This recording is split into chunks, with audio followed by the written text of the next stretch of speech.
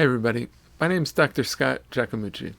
I'm the director and founder of the Phoenix Center for Experiential Trauma Therapy in Media, Pennsylvania. I'm board certified in clinical social work, in psychodrama, and certified as a group psychotherapist. And my specialty is really in trauma and traumatic stress. I'm really happy you found this video, and I hope that you'll find it helpful in your work. So in this video, I wanted to take a moment and talk about doing EMDR on yourself.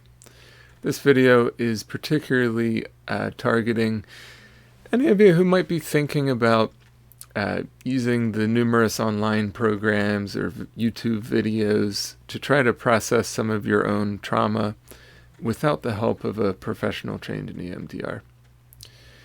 I really want to caution you against it for many reasons. I can tell you from my experience of working with clients and running a trauma therapy center where EMDR is one of the primary things that we offer, that I've heard from countless clients that have tried to do EMDR on themselves using the online programs that you may have found, and who have re-traumatized themselves, who have created more harm trying to process trauma on their own without a trained EMDR therapist. EMDR is a powerful method.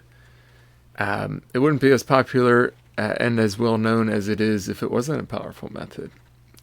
And just like any other powerful tool, it has a great capacity for healing, but also a great capacity for causing harm when it's used improperly or unethically. I've even heard from many clients that they've been re-traumatized by other practitioners that were using EMDR. And usually, almost every time when I ask more about the practitioner's training, they usually are not certified in EMDR or did a short, condensed version of EMDR training without doing the full EMDR basic training offered by Emdr. So I really encourage you to respect the power of EMDR and the potential harms that it could cause when used by someone who's not properly trained and or supervised in it.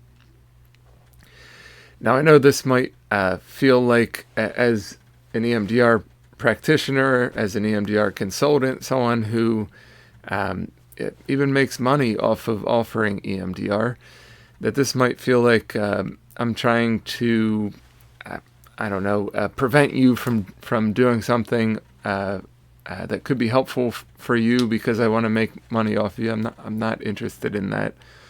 But I want to acknowledge that you might be feeling that way. I'm really making this video because I'm concerned with what I'm seeing in the field and the number of clients that I'm hearing that have tried to do EMDR on themselves and have really hurt themselves.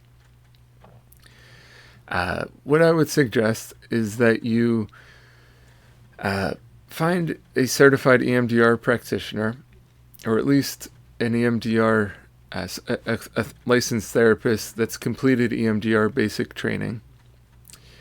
And you can do your homework and find someone who has this background, this training, this certification by using the EMDRIA.org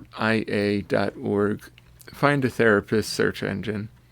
This will allow you to put in your zip code, to put in your insurance provider if you'd like to utilize insurance, and to put in any special areas of concern. And they'll give you a list of EMDR therapists in your area, acknowledging if they're certified in EMDR, if they've completed their EMDR basic training but are not certified as practitioners yet, or if they're certified as an EMDR consultant. It'll give you some information about the extent of their training and background in EMDR. Don't be afraid to vet the therapist that you decide to work with when using EMDR.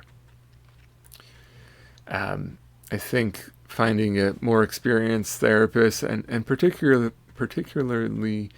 EMDR therapists that are primarily using EMDR as an approach are more likely to have stayed up to date with the numerous changes in the way EMDR is practiced and the changes in research about what works and what doesn't work with EMDR over the years, because a lot has changed. The way that EMDR used to be taught 10 or 15 years ago is quite different than the way EMDR is taught today. I am pretty active in providing EMDR consultation for new EMDR trainees as they accrue hours for certification. And what I've noticed is that almost every year, the EMDR basic training manual gets updated. Things change. So it would be important that you find a practitioner who's stayed updated with the many changes in the way EMDR is practiced. One of the important ways that has changed over the years is that it's now taught with more emphasis on safety, on what we call resourcing, preparing a client for the more difficult and stressful EMDR processing sessions. The process of becoming an EMDR therapist can be quite long in some cases. And again, this is I say all this just for more reasoning as to why you shouldn't do EMDR on yourself. The process to get certified in EMDR, first you have to do an EMDR basic training. And what EMDR basic training entails is that you complete 2 3-day weekends of intensive EMDR training that's provided by a certified EMDR trainer, usually with multiple EMDR facilitators and consultants involved, with a pretty formalized curriculum that's been approved by the EMDR International Association, so that there's consistency between the basic trainings. So that's 6 days of training where participants get multiple hours of practice experience, practicing different aspects of facilitating EMDR therapy, while also experiencing it firsthand in the role of the client, which is another important way of learning EMDR for therapists. After those 6 days of training, a participant then has to do 10 hours of consultation, which is similar to supervision, just to get certified, just to get a certificate of completion for EMDR basic training. So that does not certify someone as a practitioner. The process to get certified as a practitioner requires you to complete that basic training and then to continue with additional requirements.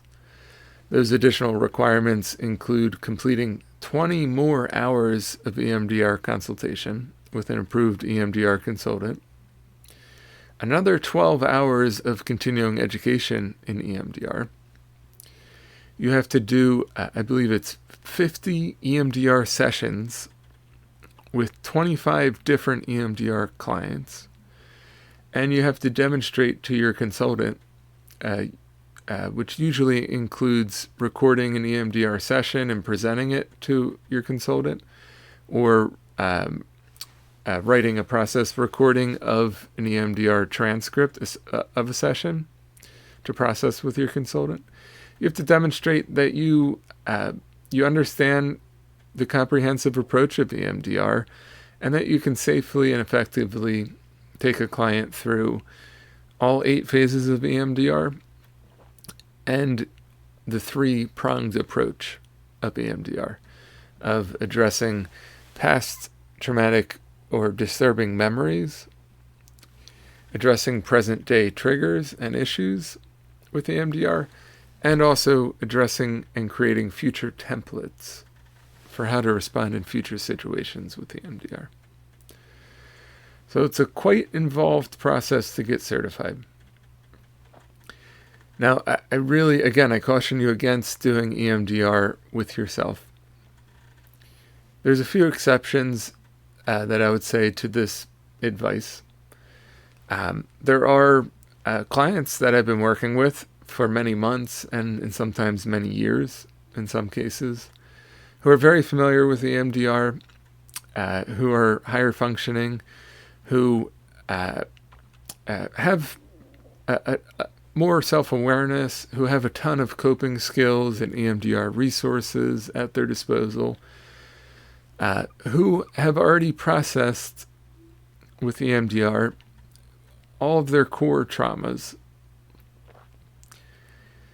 In those unique cases, I might suggest to the client that they could use aspects of EMDR on their own in between our sessions. As an EMDR therapist, there's certainly times where I've used aspects of EMDR on myself when I have disturbing experiences or difficult emotions or sensations in my life. I wouldn't try to process my own core traumas using EMDR on myself. Even as an EMDR consultant, I would reach out to a therapist for myself in that situation. So if you're watching this, I hope this really helps give some perspective about why it would be important not to do EMDR on yourself, about the value of doing EMDR with someone that has proper training and perhaps certification in EMDR. I hope this is helpful. Feel free to rate your thoughts, your comments in the chat, in the comment section here, or to reach out to me directly if you're interested in more information. I'll put some links in the description where you can read more about what EMDR is. I'm not going to go over an introduction to EMDR in this video, though in the future I'll put out some more educational videos explaining EMDR. So I hope you find this video helpful. If you do, I'd encourage you to subscribe to our channel here and to check out some of the other videos that we've released.